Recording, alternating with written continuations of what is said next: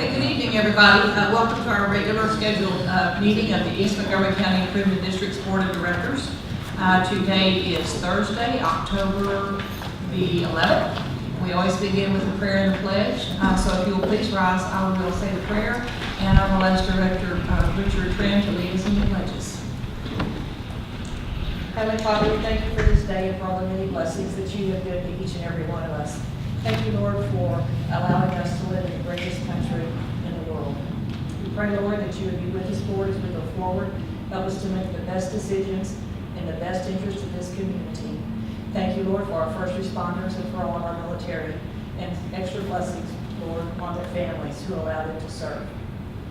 Be with each one of us as we leave this evening to go home, watch over and protect us.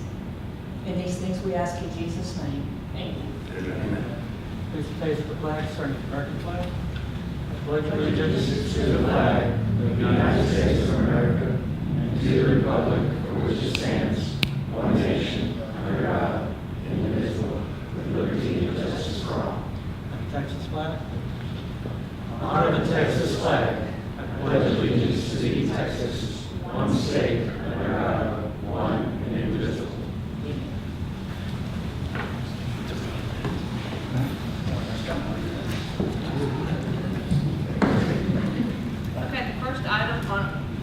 The first item on our agenda this evening is to consider comments from members of the audience, which we have none, but we have a presentation by Students Helping Veterans Organization.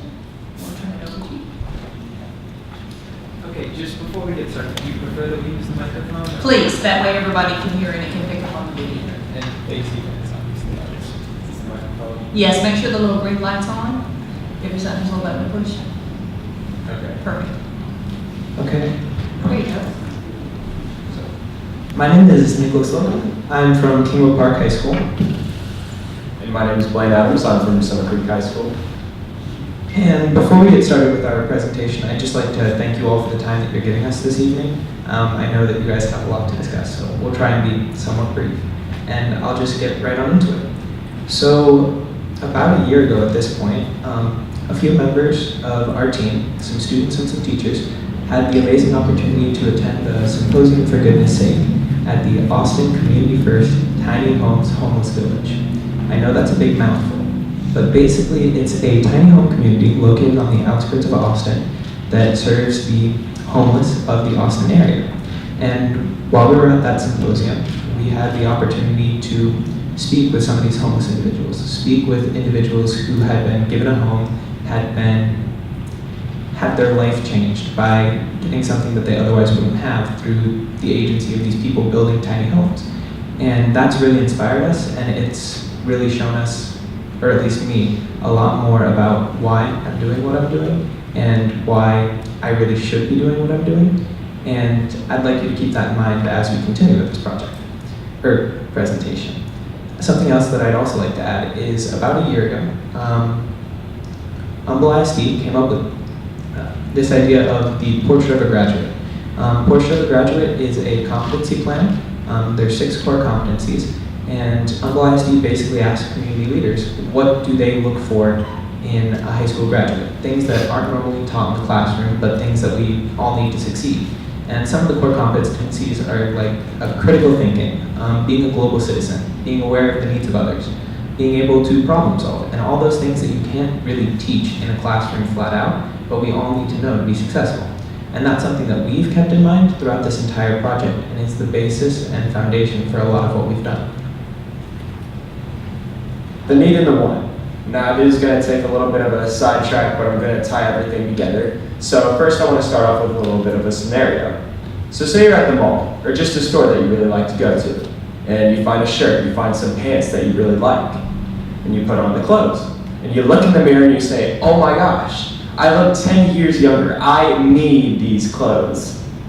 But you see, the thing is, you don't really need those clothes. See, in today's society, there is a little bit of a gray area whenever it comes to the need and the want. And I feel like people need to really understand what these things are. A need is food, water, shelter, money, things that you are going to have every single day in order to thrive. A want is something like a shirt that makes you feel flattering, it makes you feel good about yourself. And so whenever we came together, we were trying to figure out this project, we really looked at everything and we thought, okay, well, we want to help the homeless, right? And what is the best way to help their needs? You know, we could do a food fundraiser where people donate food, but what is a sandwich or a can of beans or a can of corn going to do? How long is that going to suffice their hunger? How long is a bottle of water going to quench their thirst? How much is a couple of dollars going to do for them? So what we decided is we realized that giving them more, giving them a home, a shelter, something that you can take care of for a lifetime is a better way to do it. Now our initial inspiration, like Nick talked about, was the community that is already in Austin. It is 28 acres, right? 28 acres, it is beautiful. I myself have also toured it. I got a tour by a person that used to be homeless. His name was actually Earth Drum. He was a really cool guy. But just seeing everything that they did, it was so fascinating. And since this is led by schools, we said, well, how do we put our own twist on it? How do we get our art program involved? Well, you could get them to paint the walls of the homes. How do you get theater involved? Well, you could get them to go and do little plays once a week, twice a week for the homeless that will not be so homeless. And so as we sat down and we looked at everything, we wanted to figure out how we could do it bigger, better, in the Houston way. So the overall vision of our project is the creation of a tiny home community, much like the one found in Austin, but instead of it being created by a not-for-profit charity that's just doing it out of the goodness of their heart, we wanted to do it differently, just like Blaine said. We want to do it through the labor of our students. Currently, we're in the pilot program of this project, and I'm happy to say that we'll be beginning construction of our first house tomorrow, actually. We have the foundation that we're going to be building on pretty much poured tomorrow. We have the security fence being put up. We have everything that we need to move forward with this pilot program. And that also includes a house being built on Summer Creek's campus. Kingwood Park and Summer Creek will both build a house this year, and that represents our pilot program. It's meant to show others that this is something that we can do. It's not us high school students just saying, oh, wouldn't it be really cool to build a tiny house? It's something that we can do, and I've seen students on our campus put quite a bit of work into the planning of this. You see Sarah Dowby and Natalia down there.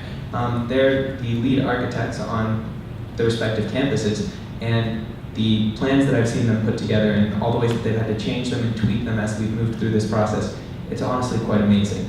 I would love to live in one of these tiny houses. They look really pretty nice. But, and that's pretty much phase one, showing people that we can do this. Phase two is a much more difficult process. We understand that 2 tiny homes does not create a community by itself. There are other things that we need. We need an infrastructure. We need land to put these tiny homes on. We need things like people to run the community. We need people that can help us with that. And that is something that we are looking into currently, and that's phase 2. And phase 2 doesn't end there either. We don't want to just stop with Kingwood Park and Summer Creek. We don't want to just stop with Humble ISD. We want to get schools from around the city involved. If we can get everyone involved and working on this, we can fill up this community so much faster. And then from there, why even stop in our city? I mean, if we can do this, what's stopping other high schools across the country from doing the same exact thing? And if we're all working to end homelessness, and more specifically veteran homelessness, then how many homeless will there really be left? So I think I did that pretty quickly.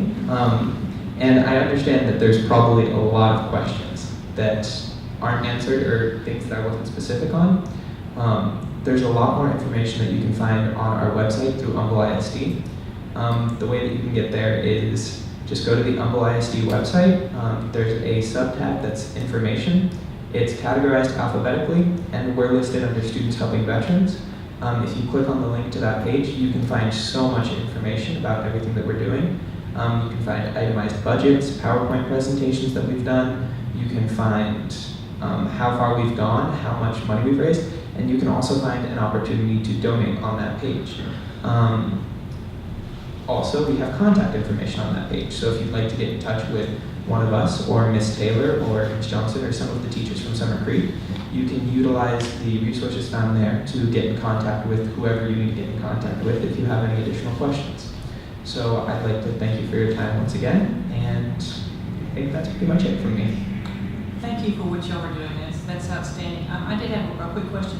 Did I understand correctly that you have, the constructions that you started, the pilot program are actually on the campuses of the two schools? Yes, we will be building them during the school day. We actually have block periods designated for students who are working on the construction. So it will stay there on the campus and you'll have someone living on campus? No. See, that's a question that we normally get, and I try to remember to correct that one every time, but I feel like I always forget. But they'll be mobile. There will be a foundation that they have to be built on, but the houses themselves will be able to easily be transported to a different location, which would likely be the community site eventually. That's what we heard. How big are they? The Summer Creek house, or actually, the Kingwood Park house is approximately 200 square feet, give or take maybe like 10 feet. And the Summer Creek one is going to be around 300 square feet. And this is about the size that we're going for. It closely mirrors the size of the homes that are found in the Austin tiny home community. Will it be similar to like living in an RV maybe? Yes, it'd be very similar. Did y'all knew the Splendora High School building, just got them building one of those houses, didn't you? Yes, that's something that I've actually been seeing a lot on the news. But what I like to think is something that kind of sets us apart a little bit is that we're not just trying to stop at one house. We want to make something more of this. I mean, we want to make a community. And we feel that that sense of community and the importance of the community itself is something that is probably the most important part of this project as a whole. Because you can give someone a home, but it's not going to feel like a home unless they have people to connect with. Could you contact the schools and have each school to maybe possibly build a house and donate it to y'all's project? That would be a great project, and the schools themselves could actually raise funds to build it, because Splendora gave theirs away. They gave it to someone. So have y'all thought about that, maybe that, anything to do with that? Right, so right now it is just Kingwood Park and it is just Summer Creek High School. However, after this school year, after we build these pilot homes and we can get a nonprofit to start backing us, then we will start inviting other schools, because we don't want to bite off more than we can chew. We want to make sure that we can handle what we can handle right now, because we want this to be successful. We want our schools and other schools to carry this out long after we are gone from the school, because we are both seniors. And we believe that if we take the right steps in the right orders and just focus on making sure that we can handle what we can handle now, then, I mean, the sky is the limit for getting other schools involved. But that is our end goal. I'd also like to make a point. I'm with Lone Star College, Kingwood, and we also have built tiny homes. It would be wonderful if we could find sufficient acreage to house this, preferably within the EMCID jurisdiction, and then have all of our area school districts and college kids contribute to this effort. That would make more of a dent. So keep looking, and we'll keep our eye out also for a property. Thank you so much, man. We really appreciate that. Anybody else have any questions? Thank y'all so much. Good luck. The next item on our agenda is to approve the meeting, the minutes of the previous Board of Directors meeting from September 30th of 2018. So I need a motion to accept. Okay. Motion by Director Zepeda and a second by Director Carlisle. Any discussion? All in favor? And that is unanimous. Thank you. The next item is the appointment of 4 East Montgomery County Improvement District Board members to the East Montgomery County Scholarship Foundation Board. As you know, we restructured that, and we have to have the 4 members from the Improvement District to serve on the Scholarship Foundation. The way the bylaws read is the chairman will automatically fill position 1, so I will fill the position 1. And then we have Director Pearson and Director Martin already on the Foundation's board. So I would like to keep those 2, and then I would like to appoint Fred Wetz as the 4th member of the Scholarship Foundation. And If there's, unless anybody else wants to serve on that foundation, I know that you three already are on the EDC foundation, but you're not the jurisdiction, you must you reside within the boundaries to serve on the scholarship foundation. So, okay, so if everybody's okay, unless somebody else wants to, if you want to be on the scholarship foundation, but if not, I will go ahead and appoint Director Wetz. So we'll go ahead and do we need to vote on that? Sure. Okay, so all in favor of those appointments? Unanimous, thank you. We don't know yet, the Scholarship Foundation will choose that, yes. Okay, so the next item is the grant agreement with ESD 7 regarding the ladder truck. Yeah, nothing to report there. Everything has been executed related to the agreement. I know that they've ordered the truck. And that's about all we've got to report right now. We're waiting for a big red truck to show up. And it'll be about a year. Yeah. Did they order the truck in time for the? Yes. Okay. You do anything else? Good copy. What's that? I'm still waiting on you. Still waiting on the copy? Okay, we'll get with the, actually, I think Howard said he might be here tonight, so he may show up in a little while. He had actually asked me if he needed to be here, and I told him that I didn't think he needed to be here. Yeah, I he haven't doesn't. seen the signed agreements back there. All right. I don't know if you have. I don't have a copy, but we'll go to the fire department tomorrow. And I've seen this signed copy. so, I've seen it. I've seen the one signed by you. Okay. Okay, we'll get the copy, we'll make sure that the copy is sent over. The next item is the updates for the district's 12.85 acre site. nothing related to the building currently.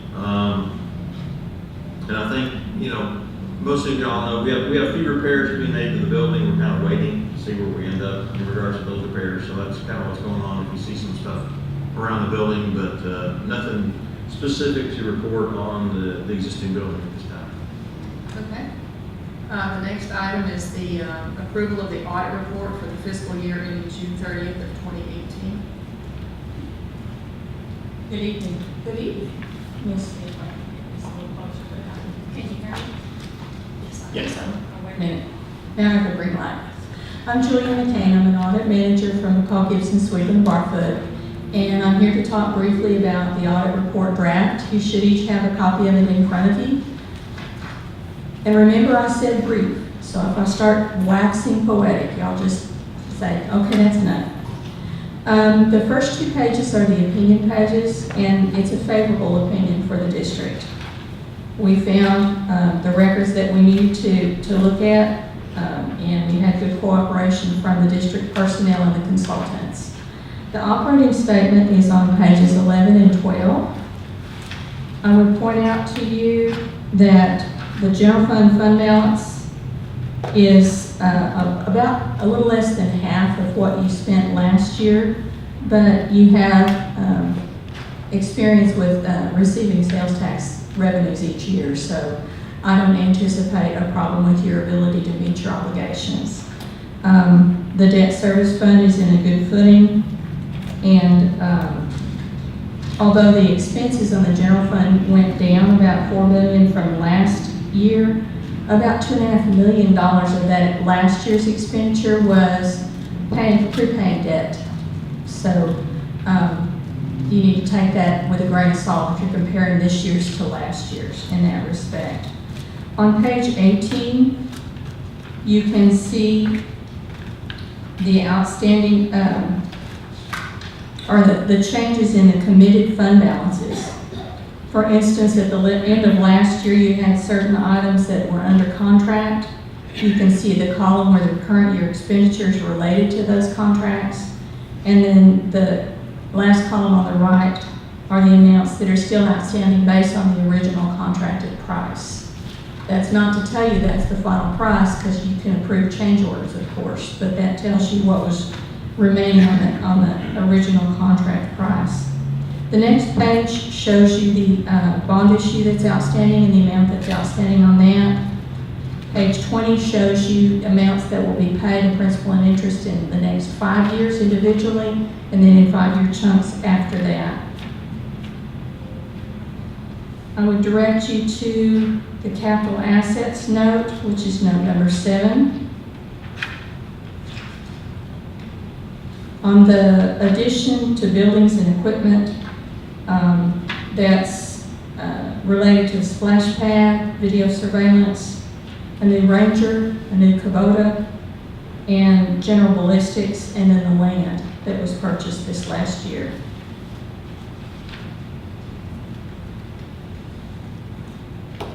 The last, actually page 27 and 28 break down the expenditures into more detailed category if you want to see budget to actual on that information. And then the last page shows you the payout on the debt. The other piece of correspondence I left by the chair's area. It's a buff colored piece of paper called a representation letter. It's no different from what you've signed in prior years. It just brings those representations up to today's date.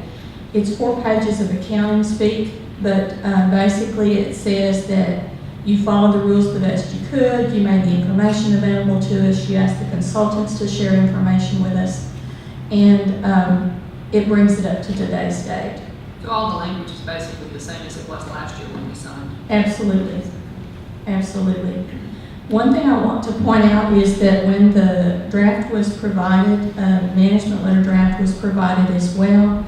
And it's a standard thing that we have to provide if we do the draft the financial statements with the notes and we track the capital assets, and then there's adjustments that have to be made to take it from the fund basis to the government-wide basis. These are all reporting things. This year, we would still be issuing that management letter, but I've had a conversation with your new CFO.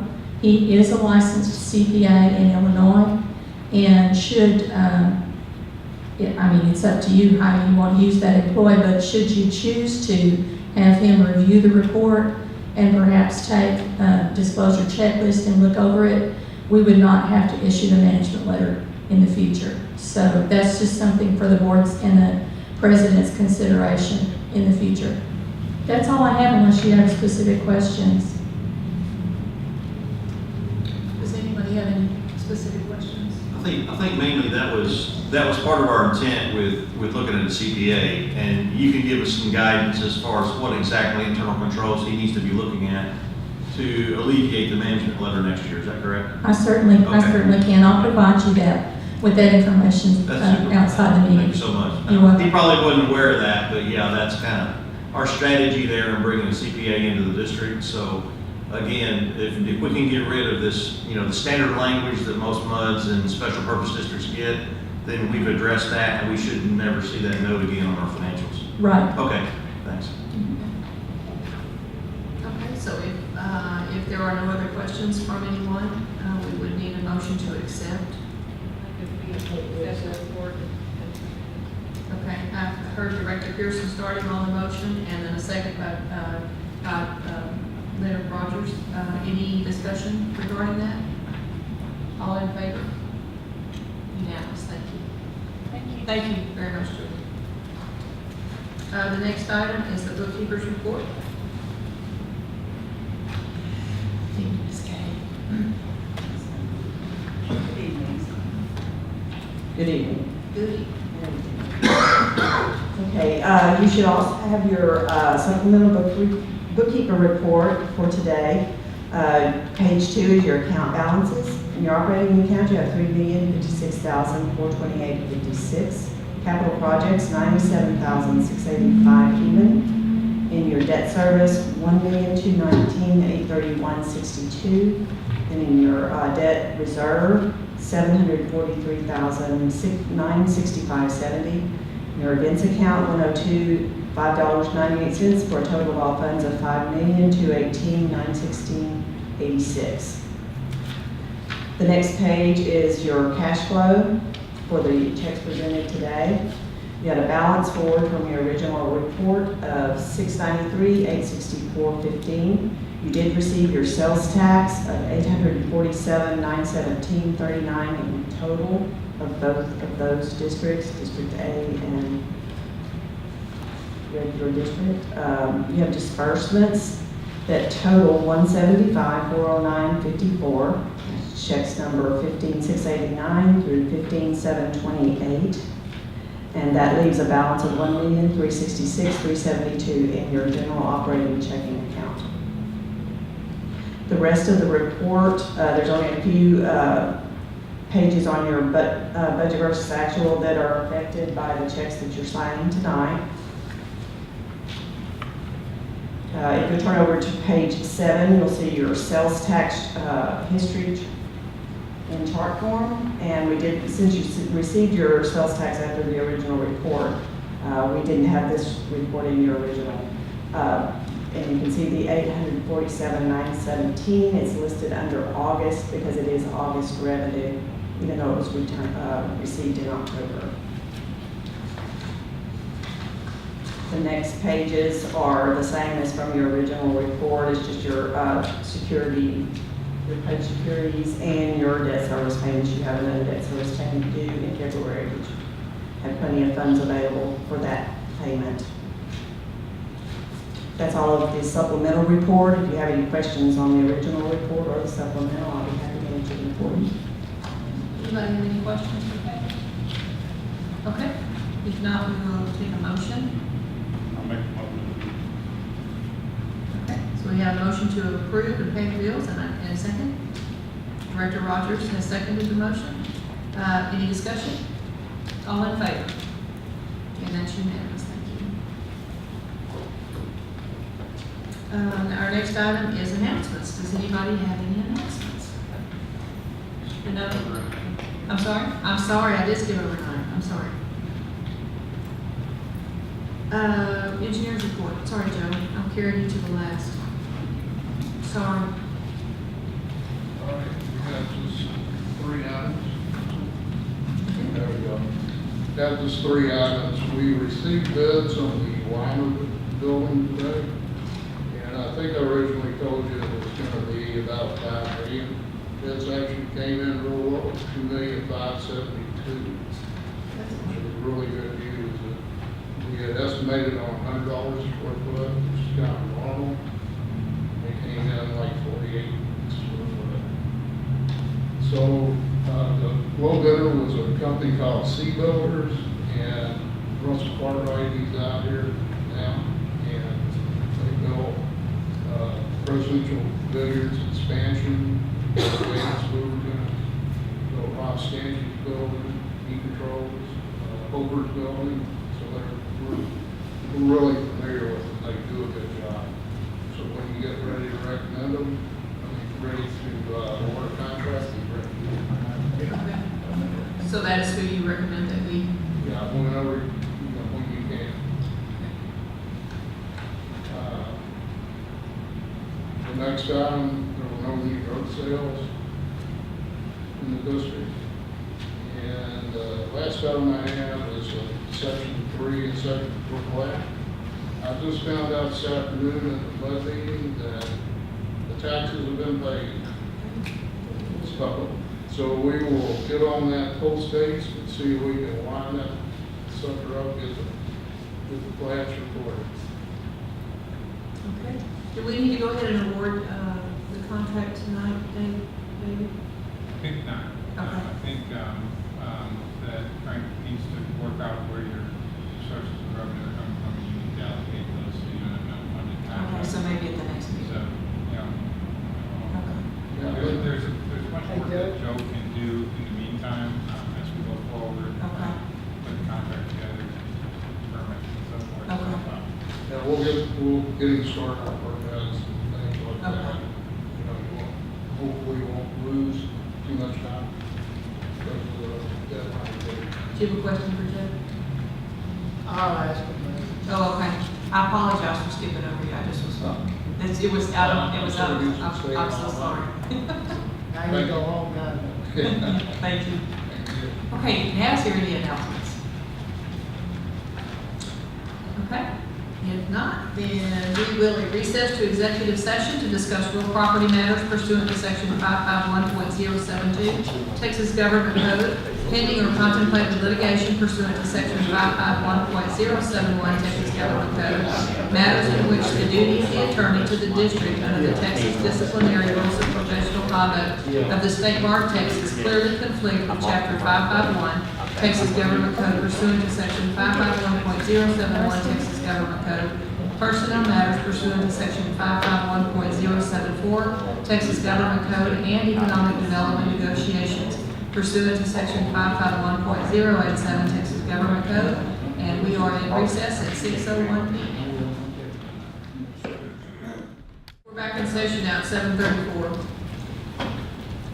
And so our next item is the economic development grants.